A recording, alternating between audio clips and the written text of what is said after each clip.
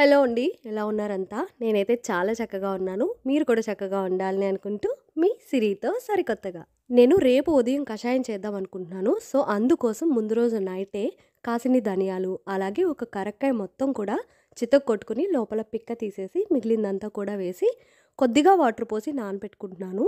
ఈ వింటర్‌లో వచ్చే కోల్డ్ అండ్ కాఫ్‌కి కరక్కాయ చాలా బాగా పనిచేస్తుంది. చిన్నప్పుడైతే చిన్నగా ఇలా దగ్గు స్టార్ట్ అవ్వగానే ఫస్ట్ అమ్మ ఇచ్చే మెడిసిన్ కరక్కాయ మాత్రమే. ఒక చిన్న పీస్ ఇచ్చి బుగ్గన పెట్టుకోమంటే మనం పెట్టుకునేవాళ్ళం. అది కష్టమైనా సరే మనం చేసేవాళ్ళం. కానీ ఇప్పుడు పిల్లలు అలా ఇస్తే అస్సలు పెట్టుకోరు. నేను అప్పుడప్పుడు కార్తీక్‌తో కషాయం అయితే తాగిపిస్తాను.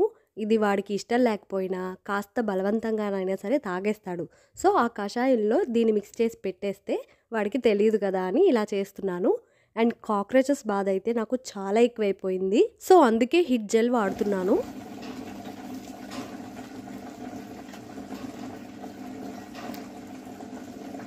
ఇంకిది నెక్స్ట్ డే మార్నింగ్ అనమాట. అంటే క్రిస్మస్ డే. ఈరోజు కూడా లంచ్ బాక్స్ లేదు కాబట్టి లేచిన తర్వాత ఏదో ఒక పని పెట్టుకున్నాను. నేను వీక్లీ వన్స్ మరీ డీప్‌గా కాకుండా జస్ట్ అలా లైట్‌గా పైన బూజులనేవి దులిపేసుకుంటూ ఉంటాను తుడవటానికి ముందే.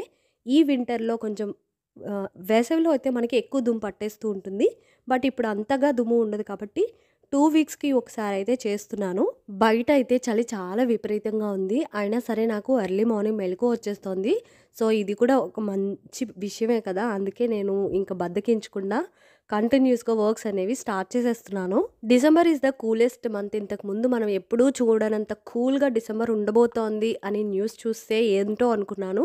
నిజంగానే చాలా చలిగా ఉంటోంది. మరి ఈ చలిలో మీ పనులు ఎలా సాగుతున్నాయి? నాతో కామెంట్ సెక్షన్‌లో తప్పకుండా షేర్ చేసుకోండి. సో, అలా రూఫ్, వాల్స్, ఫ్యాన్స్ అంతా కూడా దులిపేసుకున్న తర్వాత ఇంకా సోఫాస్ అవి కూడా దులిపేసుకున్న తర్వాత హౌస్ మొత్తం క్లీన్ చేసేసుకున్నాను. ఎంత డస్ట్ వచ్చిందో చూసారా? మరి ఇంత డస్టింగ్ అయిన తర్వాత మాప్ చేయకపోతే ఆ డస్ట్ అనేది అలానే ఉండిపోతుంది. సో, అందుకోసమనే మాప్ చేసేసుకుంటున్నాను. లైజాల్ వేసి ఈ ట్యాప్ మాకు చాలా స్లోగా వస్తుందనమాట. సో, ఇక్కడ కొంచెం బకెట్‌లో వాటర్ ఫిల్ అయ్యేటప్పటికి నేను స్టవ్ మీద ఎగ్స్ అండ్ ఇంకా రాగి మాల్ట్ ప్రిపేర్ చేయడం కోసం స్టవ్ మీద పెట్టేసుకున్నాను. సో, మీన్‌వైల్ ఇవి ప్రిపేర్ అవుతూ ఉంటాయి. ఇంకా మాప్ అవ్వంగానే నేను రాగి మాల్ట్ అయితే తీసుకుంటాను. కొంచెం ఆకలేస్తుంది గదా! ఎక్కువ పని చేసినప్పుడు. సో, అందుకే రాగి మాల్ట్ తీసేసుకుంటాను. అండ్ వింటర్‌లో మన స్కిన్ చాలా డ్రై అయిపోతూ ఉంటుంది కదా! సో, అందుకోసమే స్నానానికి ముందు ఆయిల్‌తో కొంచెం అట్లా మసాజ్ చేసుకొని స్నానం చేస్తూ ఉంటాను. ప్రతిరోజు అయితే కుదరదు. బట్ కనీసం 1 వీక్‌లో ఒక 2, 3 టైమ్స్ అయినా చేసుకుంటే మనకి మంచిదే. ఇంకా నైట్ నానబెట్టిన ధనియాలు ఏవైతే ఉన్నాయో అవి మార్నింగ్‌కి చక్కగా నానిపోయి ఉంటాయి. సో, ఆ వాటర్‌తో పాటుగా నేను వాటిని బ్లెండ్ చేసుకొని ఫిల్టర్ చేసి కొంచెం కషాయం కార్తీక్‌కి కొంచెం నేను కూడా తీసుకుంటాను. ఇది నేను స్ట్రాంగ్‌గా ప్రిపేర్ చేశాను కాబట్టి చాలా తక్కువ క్వాంటిటీ అయినా కూడా పర్వాలేదు.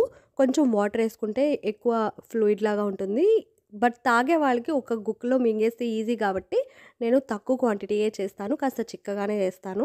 ఆ ఒక్క చుక్క తాగడానికే నాకు కార్తీక్ మొత్తం ఆకాశంలో ఉన్న చుక్కలన్నీ పట్టపగలే చూపించేస్తాడు. సో, అందుకే ఎంత తక్కువ వీలైతే అంత తక్కువ చేయటానికి చూస్తాను. వాటర్ ఎక్కువ మిక్స్ చేయకుండా. బాగా ఫిల్టర్ అయితే చేసేస్తాను. ఒక క్లాత్‌తో ఫిల్టర్ చేసేస్తాను. సో, ఎలాంటి పార్టికల్స్ ఏవి రాకుండా ప్యూర్ లిక్విడ్ లాగే వస్తోంది. ఈరోజు బ్రేక్‌ఫాస్ట్ కోసం ఉప్మా ప్రిపేర్ చేస్తున్నాను. ఉప్మా కోసం ఇక్కడ నేను బాన్సీ రవ్వ అంటాం కదా! ఆ రవ్వ యూజ్ చేస్తున్నాను. ఈ రవ్వని నేను ఇంతకుముందు ఒకసారి నేతితో బాగా ఫ్రై చేసుకొని ఇలా ఒక డబ్బాలో స్టోర్ చేసుకున్నాననమాట. ఇలా చేయటం వల్ల దాని టేస్ట్ అనేది కొంచెం ఎన్హాన్స్ అవుతుందన్నమాట. అండ్ అంతేకాదు ఉప్మా చేసుకోవాలనుకున్నప్పుడు మళ్ళీ దాన్ని ఫస్ట్ వేయించి పక్కకు పెట్టి ఎక్కువ ప్రాసెస్ లేకుండా కొంచెం సింపుల్‌గా కూడా అయిపోతుంది. ఓ పక్క ఉప్మా అవుతూ ఉంటుంది గదా! మధ్యలో ఉన్న గ్యాప్స్‌లో నేను కొంచెం వేరే వర్క్ చేసుకుంటూ ఉంటాను. ఇవాళ లంచ్ కోసం కావాల్సిన గోంగూర అయితే ఇలా కట్ చేసుకుంటున్నాను. నాకు గోంగూరని చేతితో గోర్లతో గిచ్చి తెంపేదానికన్నా ఇలా సిజర్‌తో కట్ చేయడం చాలా ఈజీగా అనిపిస్తుంది.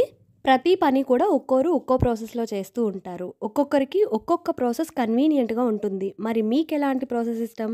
అండ్ ఒక్కో పర్సన్‌లోనూ ఇండివిడ్యువల్‌గా హిడెన్ టాలెంట్స్ ఉంటూ ఉంటాయి. అందులోనూ మన హౌస్ వైఫ్స్‌కి ఒక ఆవగింజంత ఎక్కువే ఉంటుందని నా నమ్మకం. చాలా పనులని స్మార్ట్‌గా, అవలీలగా చేయటం మనకి వెన్నతో పెట్టిన విద్య. మరి మీరంతా కూడా ఎలాంటి వర్క్స్‌ని, ఎలాంటి స్మార్ట్ టెక్నిక్స్ యూజ్ చేసి చేస్తూ ఉంటారో నాతో కామెంట్ సెక్షన్‌లో తప్పకుండా షేర్ చేసుకోండి. బ్రేక్‌ఫాస్ట్ అయిపోయిన తర్వాత కొద్దిసేపు అలా రిలాక్స్ అయిపోయి లంచ్ వర్క్స్ అయితే స్టార్ట్ చేసేసాను. ఇవాళ లంచ్‌లోకి నేను గోంగూర చికెన్ చేస్తున్నాను. మార్నింగ్ ఆల్రెడీ బ్రేక్‌ఫాస్ట్ టైంలోనే గోంగూర కట్ చేసి ఉంచేసుకున్నాను కదా! సో, దాన్ని శుభ్రంగా కడిగి ఓ పక్కన పెట్టేసుకొని, ఇంకా కర్రీకి కావాల్సిన ఆనియన్స్, టమాటాస్ అని కట్ చేసేసుకుంటున్నాను. చాపింగ్ అంతా కూడా హ్యాపీగా కింద కూర్చొని కట్ చేసుకుంటే చాలా కన్వీనియంట్‌గా ఉంటుంది. కానీ ఈ వింటర్‌లో కింద ఫ్లోర్ నార్మల్‌గా నడవటానికే చాలా ఇబ్బందిగా ఉంటుంది గదా! చల్లగా లాగేస్తూ ఉంటుంది. అందుకే ఇలా చైర్ సెట్ చేసుకొని కిచెన్‌లో కట్ చేసుకుంటున్నాను. అండ్ ఇక్కడ కర్రీ కోసం చికెన్‌ని నేను ఆల్రెడీ సాల్ట్, కారం ఇవన్నీ వేసి మ్యారినేట్ చేసి పక్కనుంచాననమాట. నేను ఇక్కడ చికెనే చాలా రోజుల తర్వాత తింటున్నాను అనుకుంటే, అసలు గోంగూర చికెన్ అయితే అసలు నేను ఎప్పుడు తిన్నానో గూడా నాకు గుర్తులేదు లాస్ట్ టైము. చాలా మంత్స్ అయిపోతోంది. ఎంతమంది గోంగూర చికెన్‌కి ఫ్యాన్స్ ఉన్నారిక్కడ? నాకైతే చాలా బాగా నచ్చుతుంది. అండ్ ప్రాసెస్ కూడా పెద్ద కష్టమేమీ కాదు. మనం జనరల్‌గా చికెన్ కర్రీ ఎలా చేసుకుంటామో అలానే ఆనియన్స్, టమాటోస్ వేగిన తర్వాత చికెన్ గూడా వేసి బాగా వేయించుకుంటాం గదా! చికెన్ గూడా వేగిన తర్వాత మనం డైరెక్ట్‌గా వాటర్ వేసుకొని ఉడకబెట్టుకుంటాము. ఇక్కడ అలా గాకుండా గోంగూర యాడ్ చేసుకున్నామంటే అది చికెన్‌తో పాటుగా వేగి ఆ ఫ్లేవర్ అనేది బాగా ఎన్హాన్స్ అవుతుంది. గోంగూర మరీ అంత ఎక్కువ కాకుండా కొంచెం మీడియంగా వేసుకుంటే టేస్ట్ అనేది బావుంటుంది. మరీ ఎక్కువ వేసుకుంటే అది వేరే ఫ్లేవర్‌గా అయిపోతుంది. అండ్ చూడటానికి కూడా ఒక గ్రీనిష్ కలర్‌లో అయిపోతుంది. అలా కాకుండా కొంచెం అంటే ఇక్కడ నేను పావు కేజీ నుంచి హాఫ్ కేజీ మధ్యలో ఉండే చికెన్‌కి 2 కట్టల గోంగూర వేశాను. పర్ఫెక్ట్‌గా సెట్ అయింది. ఈ క్వాంటిటీస్‌తో ఒకసారి ట్రై చేసి చూడండి. నాకు థాంక్స్ చెప్పకుండా అస్సలు ఉండలేరు. ఒక పక్క కర్రీ అవుతుండగానే ఇంకో వైపు రైస్ అనేవి కడిగేసి పెట్టుకుంటాను. రైస్‌ని కడిగిన తర్వాత ఒక 5 మినిట్స్ వరకు అట్లా నానబెట్టి ఉంచేసి, ఆ తర్వాత స్టవ్ అనేది ఆన్ చేస్తాను. దానివల్ల రైస్ చాలా చక్కగా ఉడుకుతుంది. అండ్ రైస్ ఎప్పుడు కూడా ఇలా ట్రెడిషనల్ మెథడ్‌లోనే కుక్ చేస్తాను. ఫస్ట్‌లో భయపడేదాన్ని. బట్ ఇప్పుడు చాలా బాగా అలవాటైపోయింది. కొంచెం క్వాంటిటీ ఎక్కువైనా గూడా మళ్ళీ భయమే. ఇప్పుడు ప్రస్తుతానికి మాకలా వండుకోవడానికైతే మాత్రం చక్కగా వార్చేస్తాను. So, this is for today అండి. Thank you so much for watching. Please give your thumbs up to show your love. By.